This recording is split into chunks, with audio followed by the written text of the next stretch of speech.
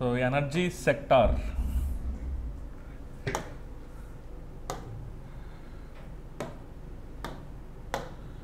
Unit 5 మనం previous సెషన్లో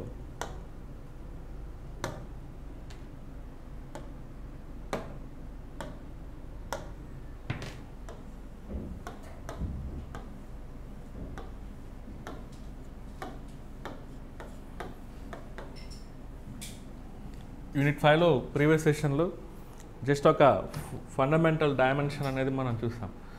మన ఇండియాలో ఎనర్జీ రీసోర్సెస్ అనేది ఎలా డిస్ట్రిబ్యూట్ అయి ఉన్నాయి, వాటి కంట్రిబ్యూషన్ ఏంటి, ప్రజెంట్ ఉన్నటువంటి ఇన్స్టాలేషన్ కెపాసిటీస్ ఎలా ఉన్నాయి. సో ఓవరాల్గా ఎనర్జీ సినారియో ఇన్ ఇండియా అనే టాపిక్ ది ప్రీవియస్ సెషన్లో నేను కవర్ చేయడం జరిగింది. ఇక్కడ చూడండి, మన ఇండియాలో ఉన్నటువంటి ఎనర్జీ రీసోర్సెస్ ఇన్స్టాలేషన్లో వాటిని ఇలా మనం డివైడ్ చేయొచ్చు అని చెప్పుకుని ఉంటాం. Faasil fuel based, non Faasil fuel based, దీని కిందకి coal, diesel based, natural gas based అంటున్నాం. క్లియర్గా మనం చూస్తే దీని కిందకి solar energy, wind energy, hydro energy, biomass energy and nuclear energy. So మనకి ఇంకా ఇండియాలో వీటి స్కోప్ కూడా ఉంది క్లియర్లీ. ఎనీహౌ ఇక్కడ నుంచి ఇక్కడ వరకు మనకి క్లియర్లీ ఇదంతా ఈ ఏరియాని మనం సమ్వాట్ రిన్యూవబుల్ ఎనర్జీ రీసోర్స్ అని కూడా మనం చెప్పుకోవచ్చు. ఇక్కడ వరకు ఉన్నటువంటి ఏరియాను న్యూక్లియర్ ఎనర్జీ సమ్వాట్ ఇది నాన్ రిన్యూవబుల్ ఎనర్జీ రీసోర్స్ కిందకి చెప్పుకోవచ్చు. ఇక్కడ ఉన్నటువంటి కూడా మనకి నాన్ రిన్యూవబుల్ ఎనర్జీ రీసోర్సెస్ అని మనం పిలవచ్చు. సో మనం ఇచ్చిన సిలబస్లో ప్రతిదీ మనల్ని కవర్ చేయమన్నారు కాబట్టి క్లియర్లీ సో ప్రతి డైమెన్షన్ ఇక్కడ. బట్ నిన్న కొన్ని ఇంపార్టెంట్ థింగ్స్ మనం అనుకున్నాం. మ్యాక్సిమం మనకు మెయిన్స్లో క్వశ్చన్స్ అనేది ఎక్కడి నుంచి రావచ్చు అంటే, ఒకటి మనకి సోలార్ ఎనర్జీని బేస్ చేసుకొని, న్యూక్లియర్ ఎనర్జీని బేస్ చేసుకొని, మనకి బయోఫ్యూయల్స్ని బేస్ చేసి, వేస్ట్ టు ఎనర్జీ, అందులో మనకి వేస్ట్ టు ఎనర్జీ అంటున్నాం, దాన్ని బేస్ చేసుకొని, ఫ్యూయల్ సెల్స్ని బేస్ చేసుకొని, బయోఫ్యూయల్స్ని బేస్ చేసుకొని ఎక్కడి నుంచైనా మనకి క్వశ్చన్ అనేది రావచ్చని అనుకున్నాం. ఓకే, 5 ఏరియాస్ పైన ఫోకస్ చేయమని నేను చెప్పాను లాస్ట్ క్లాస్లో. ఒక 5 మెయిన్ ఏరియాస్, 5 ఏరియాస్ కనుక మనం పక్కా ఉంటే దాని నుంచి మనకి ఎలాంటి క్వశ్చన్ వచ్చినా కూడా మనం ఆన్సర్ రాయొచ్చు క్లియర్ మనకు చూస్తే. ఇక్కడ చూడండి. ఓకే, ఎనీహౌ మనం లాస్ట్లో వీటి గురించి మనం ప్రత్యేకంగా బయోమాస్ ఎనర్జీని మనం ఆల్రెడీ డిస్కస్ చేసాం. అసలు బయోమాస్ అంటే లివింగ్ ఆర్గానిక్ మ్యాటర్, జీవ సంబంధిత పదార్థం, అది కూడా డ్రైడ్ కంటెంట్ అంటున్నాం, తేమ లేకుండా, అంటే ఎటువంటి తేమ లేకుండా ఒక జీవ సంబంధిత కర్బన పదార్థం చూస్తే వాటినే మనం బయోమాస్ అని మనం చెప్పుకుంటున్నాం. ఇక్కడ జనరల్గా మనకి బయోమాస్ యొక్క ఇంపార్టెన్స్ ఇక్కడ మనకు చూస్తే, ఇక్కడ చూడండి వాటి సోర్సెస్ని ఇలా అబ్జర్వ్ చేయొచ్చు మనం. ఓకే, వాటితో రిలేట్ అయినటువంటి సోర్సెస్ అంటున్నాం. ఎక్కడెక్కడి నుంచి బయోమాస్ మనకు లభించగలదు అనే పాయింట్ ఆఫ్ వ్యూలో మనం చూస్తున్నాం. బయోమాస్ సోర్సెస్ క్లియర్లీ ఆల్రెడీ నేను అనుకున్నాం మనం క్లియర్లీ. ఓకే, డొమెస్టిక్ సీవేజ్ నుంచి మున్సిపల్ సాలిడ్ వేస్ట్, ఇక్కడ నుంచి కూడా కొంత బయోమాస్ అనేది మనం గ్యాదర్ చేసుకోవచ్చు. Animal residues, okay, animal husbandry, okay, పశు సంవర్ధన నుంచి అక్కడ వచ్చేటువంటి వ్యర్థ పదార్థాలు క్లియర్లీ. ఇండస్ట్రియల్ రెసిడ్యూస్, కొన్ని ఇండస్ట్రీస్ నుంచి కూడా మనకి బయోమాస్ అనేది రావచ్చు. Agriculture crops and residues, okay, వ్యవసాయం ద్వారా వచ్చేటువంటి మొక్కలు అనుకోవచ్చు, లేదా దాని నుంచి జనరేట్ అయ్యేటువంటి వ్యర్థ పదార్థాలు అనుకోవచ్చు. ఫారెస్ట్రీ క్రాప్స్ అండ్ రెసిడ్యూస్ అంటున్నాం. ఓకే, మనకి అటవీ సంపద మరియు దాని నుంచి వచ్చేటువంటి వ్యర్థ పదార్థాలు, ఇవన్నీ డిఫరెంట్ ఏరియాస్ ఆఫ్ బయోమాస్ అని మనం చెప్పుకోవచ్చు. ఈ బయోమాస్కు ఉన్న ఇంపార్టెన్స్ ఏంటంటే, దాని నుంచి మనం వాటిని నేరుగా మనం ఫ్యూయల్స్ కిందకి వాడచ్చు, లేదా దానిలను మనం ఓకే అలాంటి వ్యర్థ పదార్థాల నుంచి వేస్ట్ టు ఎనర్జీ అనేటువంటి ఒక కాన్సెప్ట్ ఉంది ఇక్కడ మనకి, అది కూడా మనం చూడాలి క్లియర్గా మనం చూస్తే. లేదా ఇలాంటి బయోమాస్ని ఉపయోగించి డైరెక్ట్గా మనం బయోఫ్యూయల్స్, జీవ ఇంధనాలను మనం ఉత్పత్తి చేయొచ్చు క్లియర్గా మనం చూస్తే. నేను ఆల్రెడీ ఆ పాయింట్ ఆఫ్ వ్యూలో మనం చూసాం.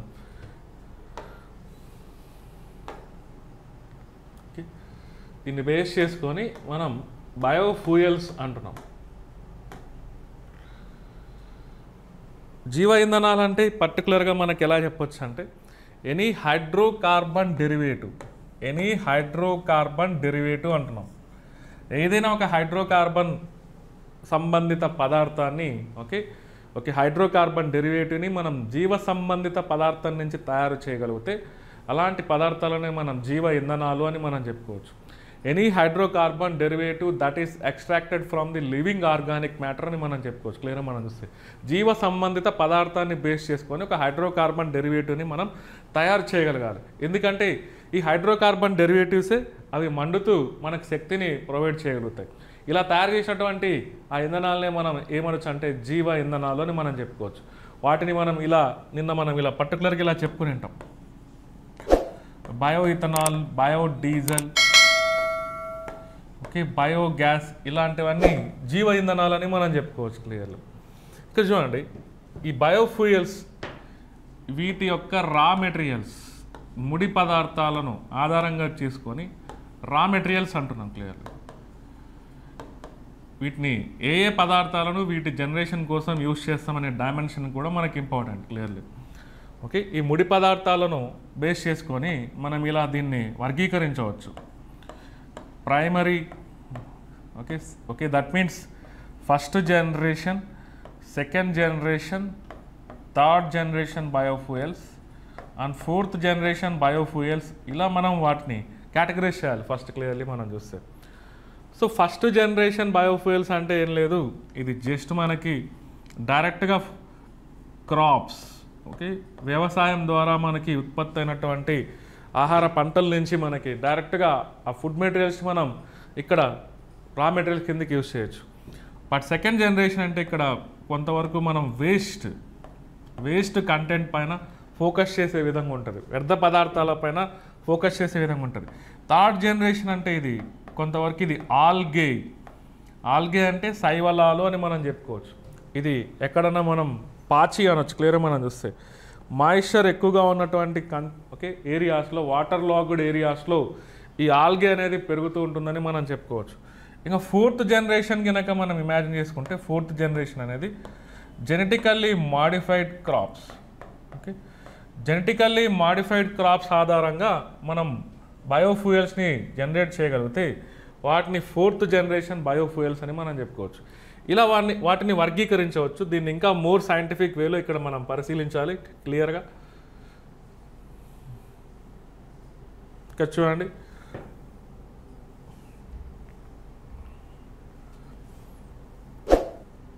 జస్ట్ ఇక్కడ ఫస్ట్ జనరేషన్ బయోఫ్యూయల్ అంటే ఏ విధంగా ఉంటుంది అనేది ఇక్కడ ఉంది ఇమేజ్లో. ఇందాకే మనం అన్నాం డైరెక్ట్ క్రాప్స్ అంటున్నాం. ఓకే ఆహార పంటల నుంచి డైరెక్ట్గా మనం బయోఫ్యూయల్స్ కనుక జనరేట్ చేయగలిగితే వాటిని ఫస్ట్ జనరేషన్ అనొచ్చు. అందులో హై కార్బన్ కంటెంట్ అనేది ఉంటుంది కాబట్టి మనకి కొంత కార్బన్ డైఆక్సైడ్ అనేది ఎక్కువ రిలీజ్ అయ్యేదానికి స్కోప్ ఉంది clear. Made from edible items, తినేటువంటి ఆహార పదార్థాలు, తినేటువంటి ధాన్యాల నుంచి మనం జీవ ఇంధనాలు తయారు చేయగలిగితే వాటినే మనం ఫస్ట్ జనరేషన్ బయోఫ్యూయల్స్ అనొచ్చు. ఉదాహరణకి ఇక్కడ మనం అనుకునేటువంటి sugar cane, okay of course sugar, corn, starch ఇలాంటివన్నీ మనం చెప్పుకోవచ్చు క్లియర్. సెకండ్ జనరేషన్ అంటే సమ్వాట్ దీంతో కంపేర్ చేస్తే కొంత కార్బన్ కంటెంట్ అనేది ఇందులో తక్కువగా మనం ఇమాజిన్ చేసుకోవచ్చు. కొంత గ్రీన్ హౌస్ గ్యాస్ ఎమిషన్స్ అనేది దీంతో కంపేర్ చేస్తే దీంతో కొంత తగ్గుతాయని మనం అనుకోవచ్చు క్లియర్. ఇక్కడ చూడండి, made from left over of the food crops, ఇలా ఆహార పదార్థాలు మనం ఆ ఫుడ్ క్రాప్స్ నుంచి మనకు అవసరమైనటువంటి కంటెంట్ మనం సపరేట్ చేసిన తర్వాత అక్కడ మిగిలి ఉన్నటువంటి వ్యర్థ పదార్థాలు, అగ్రికల్చర్ వేస్ట్, వ్యవసాయ ఆధారిత వ్యర్థ పదార్థాలు, వాటిని కనుక మనం రా మెటీరియల్స్ కిందకి మనం ఉపయోగిస్తే వాటిని మనం ఎలా చెప్పుకోవచ్చు అంటే ఇలా సెకండ్ జనరేషన్ బయోఫ్యూయల్స్ అని మనం చెప్పుకోవచ్చు క్లియర్లీ. ఎనీహౌ దీనికి చూడండి కొన్ని ఉదాహరణలకు, ఓకే ఒక వీట్ సపరేట్ చేస్తే, గోధుమలు సపరేట్ చేస్తే దాని నుంచి జనరేట్ అయ్యేటువంటి పొట్టు అనుకోవచ్చు. అలాగే రైస్ని సపరేట్ చేస్తే దాని నుంచి జనరేట్ అయ్యేటువంటి పొట్టు అనుకోవచ్చు, రైస్ హస్క్ అంటున్నాం. సో ఇలాంటివన్నీ అగ్రికల్చర్ వేస్ట్ అంటున్నాం క్లియర్గా మనం చూస్తే. సో వాటిని మనం ఓకే ఇలా ఆ క్రాప్స్ని మనం సపరేట్ చేసిన తర్వాత రిమైనింగ్ రెసిడ్యూస్ ఏదైతే ఉంటాయో వాటిని మనం దాని నుంచి కనుక డెవలప్ చేస్తే వాటిని సెకండ్ జనరేషన్ అని మనం చెప్పుకోవచ్చు. థర్డ్ జనరేషన్ ఇందాకే అనుకున్నాం ఆల్గే. ఓకే ఇక్కడ ప్యూర్లీ దేన్ని ఉపయోగిస్తామంటే శైవలాలను ఉపయోగించాలి. అవి మాయిశ్చర్, ఓకే వాటర్ లాగ్డ్ ఏరియాస్లో పెరుగుతూ ఉంటాయి. సో వాటి ద్వారా మనకి సమ్వాట్ ఈ బయోఫ్యూయల్ జనరేట్ చేస్తే దాన్ని థర్డ్ జనరేషన్ అనొచ్చు. ఇవి కార్బన్ న్యూట్రల్, ఎందుకంటే అవి కొంతవరకు ఎంత కార్బన్ డైఆక్సైడ్ని జనరేట్ చేయగలుగుతాయో మళ్ళీ తిరిగి అంత అబ్జార్ప్షన్ చేసుకునే ఎబిలిటీ వాటికి ఉందని మనం చెప్పుకోవచ్చు. ఇక్కడ ఫోర్త్ జనరేషన్ బయోఫ్యూయల్స్, ఇది కార్బన్ నెగిటివ్ అని ఇక్కడ ఉంది, ఇండికేషన్ క్లియర్గా. ఓకే, ఇది కొంతవరకు కార్బన్ డైఆక్సైడ్ ఎమిషన్స్ని రెడ్యూస్ చేయగలుగుతుంది. ఓకే, క్లియర్గా మనకు చూస్తే. ఓకే, ఇక్కడ ఎనీహౌ కార్బన్ నెగిటివ్ అంటుంది, అది ఎంత అది తీసుకునే దాంతో కంపేర్ చేస్తే రిలీజ్ చేయడం అనేది కొంత తక్కువ ఉందని మనం చెప్పుకోవచ్చు.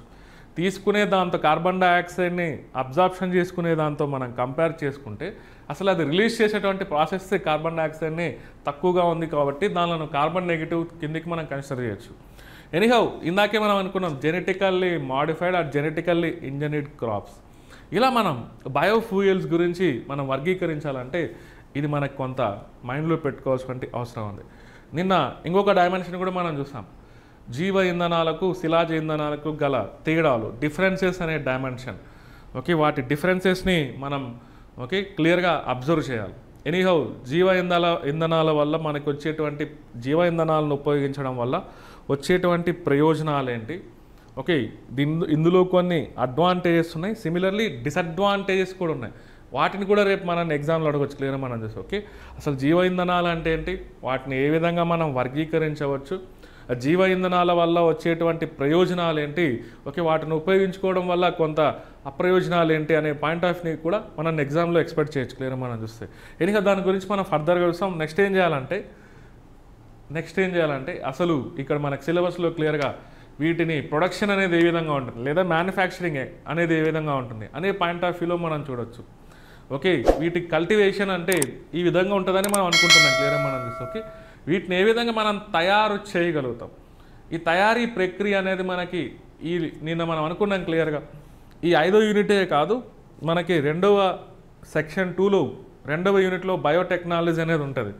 So science and technology syllabus మీరు ఓపెన్ చేస్తే అందులో ఫస్ట్ సెక్షన్లో లాస్ట్లో ఇది ఉంది, లాస్ట్లో ఫస్ట్ సెక్షన్లో చివరిలో బయోఫ్యూయల్స్ గురించి ఉంది. ఇదే టాపిక్ మనకి ఎక్కడ రిలేట్ అవుతుందంటే ఆ సెకండ్ సెక్షన్లో 2వ యూనిట్ ఉంది కదా బయోటెక్నాలజీలో, అందులో కూడా మీకు జీవ ఇంధనాల గురించి మీకు ఇచ్చింటారు ప్రత్యేకంగా. కాబట్టి ఇక్కడ దీన్ని కనుక సంగ్రహంగా, దట్ మీన్స్ కంప్లీట్గా మనం ప్రిపేర్ అవుతే మళ్ళీ అక్కడ మనం చదవాల్సిన అవసరం లేదు. కాబట్టి ఇక్కడ మనం ఒకసారి ఈ బయోఫ్యూయల్స్ని ఎలా తయారు చేస్తాం అనేటువంటి ప్రాసెస్ని తెలుసుకునేదానికి ట్రై చేయాలి, క్లియర్గా మనం చూస్తే. ఇక్కడ చూడండి, మనకి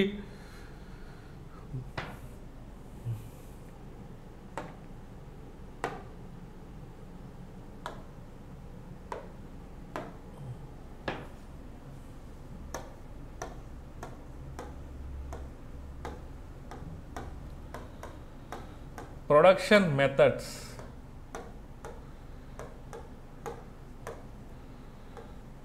ఓకే ఆర్ మ్యానుఫ్యాక్చరింగ్ ప్రాసెసెస్ అనొచ్చు. ఉత్పత్తి చేసేటువంటి విధానాలు లేదా తయారీ విధానాలు అనొచ్చు, క్లియర్గా మనం చూస్తే. సో జనరల్గా మనకి వీటి కోసం ప్రత్యేకంగా ఈ మెథడ్స్ మనం ఫాలో అవుతుంటాం క్లియర్లీ. చూడండి, ఇక్కడ ఫస్ట్ ఎనరోబిక్ డైజెషన్ అంటున్నాం. ఎనరోబిక్ డైజెషన్ అంటే ఏం లేదు, ఆక్సిజన్ లేని సమక్షంలో వ్యర్థ పదార్థాలను, ఆక్సిజన్ లేని సమక్షంలో వ్యర్థ పదార్థాలను మనం ట్రీట్ చేసేటువంటి ప్రక్రియనే మనం ఏమనొచ్చు అంటే ఎనరోబిక్ డైజెషన్ అనొచ్చు. మనం జనరల్గా బయాలజీలో ఈ పదాలు మనం వినింటాం, వాయు శ్వాసక్రియ, అవాయు శ్వాసక్రియ, వాయు సహిత శ్వాసక్రియ, అవాయు శ్వాసక్రియ, ఏరోబిక్ రెస్పిరేషన్, ఎనరోబిక్ రెస్పిరేషన్ అని. ఏరోబిక్ రెస్పిరేషన్ అంటే ఇక్కడ ఏం లేదు, ఆక్సిజన్ యూటిలైజ్ చేసుకోవడం, అక్కడ ఉన్నటువంటి ఆ కార్బోహైడ్రేట్స్ అనేది బ్రేక్ డౌన్ అవ్వడం, దాని నుంచి కార్బన్ డైఆక్సైడ్, వాటర్ అనేది రిలీజ్ అవుతుంది. దాన్నే ఏరోబిక్ రెస్పిరేషన్ అని మనం చెప్పుకోవచ్చు క్లియర్గా. ఏరోబిక్ ప్రాసెస్ వాయు సహితాన్ని మనం చెప్పుకోవచ్చు. బట్ ఇక్కడ ఏమవుతుంది, ఎనరోబిక్ కండిషన్. ఎనరోబిక్ కండిషన్ అంటే మీనింగ్ ఏంటంటే ఆక్సిజన్ సప్లై అనేది లిమిట్ అవ్వాలి, ఆక్సిజన్ యొక్క ఓకే సప్లై అనేది అది పరిమితం అవుతూ ఉండాలి, క్లియర్గా మనం చూస్తే. సో ఆక్సిజన్ లేకుండా అక్కడ ఉన్నటువంటి పదార్థాలను మనం కెమికల్గా ట్రీట్ చేయగలగాలి, దాని కెమికల్ నేచర్ని చేంజ్ చేయాలి, క్లియర్. ఓకే, దానివల్ల ఏమవుతుందంటే మనకు అవసరమైనటువంటి పదార్థాలు ఆ ప్రాసెస్లో అక్కడి నుంచి జనరేట్ అవ్వచ్చు, క్లియర్లీ. ఇక్కడ చూడండి, దాన్నే మనం ఇంగ్లీష్లో అయితే ఎనరోబిక్ అనొచ్చు. క్లియర్గా మనం చూస్తే ఎనరోబిక్ రెస్పిరేషన్ అంటే జనరల్గా మన బాడీలో ఒక్కొక్కసారి ఆక్సిజన్ లేనప్పుడు ఎనరోబిక్ రెస్పిరేషన్కి గురవుతూ ఉంటుంది గ్లూకోజ్. దానివల్ల ఏమవుతుందంటే మన మజిల్స్లో లాక్టిక్ యాసిడ్ అనేది ఒక్కొక్కసారి డిపాజిట్ అవుతూ ఉంటుంది. అది మన శరీరంలో జరుగుతుంటుంది. కాకపోతే సూక్ష్మజీవులు, కొన్ని రకాల సూక్ష్మజీవులు ఏం చేస్తాయంటే ఈ ఆక్సిజన్ లేకుండా ఈ లోపల ఉన్నటువంటి వ్యర్థ పదార్థాల్లో ఉన్నటువంటి మెయిన్ ఆర్గానిక్ మ్యాటర్లో ఉన్నటువంటి ఆ కంటెంట్ని ఏం చేస్తాయంటే అవి యూస్ఫుల్ కంటెంట్ కిందకి, ఫ్యూయల్స్ కిందకి చేంజ్ చేస్తూ ఉంటాయి. ఈ ఆర్గానిక్ మ్యాటర్ అనేది, ఈ లివింగ్ ఆర్గానిక్ మ్యాటర్ అనేది కొన్ని రకాల సూక్ష్మజీవులకి అది ఆహారంగా పనిచేస్తుంది పర్టికులర్గా. సో అవి ఉపయోగించుకున్నటువంటి ప్రక్రియలో భాగంగా అక్కడి నుంచి కొన్నిసార్లు కొన్ని గ్యాసెస్ అనేది రిలీజ్ అవుతూ ఉంటాయి. అందులో భాగంగానే మీథేన్ అని మనం చెప్పుకోవచ్చు. సో ఎనరోబిక్ డైజెషన్ ప్రక్రియ వెరీ వెరీ ఇంపార్టెంట్. ఈ ప్రాసెస్ని ఉపయోగించి మనకి ఏం చేస్తామంటే బయోగ్యాస్ని ఉత్పత్తి చేసేదానికి ట్రై చేస్తుంటాం. బయోగ్యాస్ అంటున్నాం. మనం ఆల్రెడీ లాస్ట్ క్లాస్లో బయోగ్యాస్, న్యాచురల్ గ్యాస్ అంటే డిఫరెన్స్ మనం చూసాం. చూడండి, మనకి న్యాచురల్ గ్యాస్కి ఒక ఆల్టర్నేటివ్ లాంటిదని మనం చెప్పుకోవచ్చు. న్యాచురల్ గ్యాస్కి ఇక్కడ బయోగ్యాస్కి